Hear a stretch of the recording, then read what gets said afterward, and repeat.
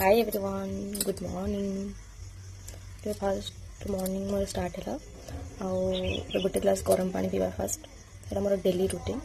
उठला पर फास्ट गोटे ग्लास गरम पानी डेली पी यार फायदा बहुत ही बढ़िया।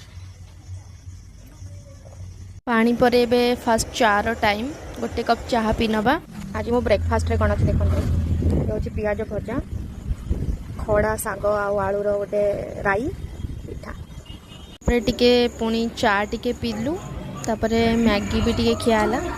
12टा पे टिके क्रेविंग चाह और मैगी रो मजा आसला खाई तापरे किछि समय पर पुणी मो मामा गोटे आंब आनीदेला आमर एथर बहुत आंब होइछि आंबर टिके मजा निया गला ऑर्गेनिक पूरा आंब जोटा कि बहुत मीठा थिला आउ एबे तो बाहर आंबर केते केमिकल्स रोच अपन जानथिबे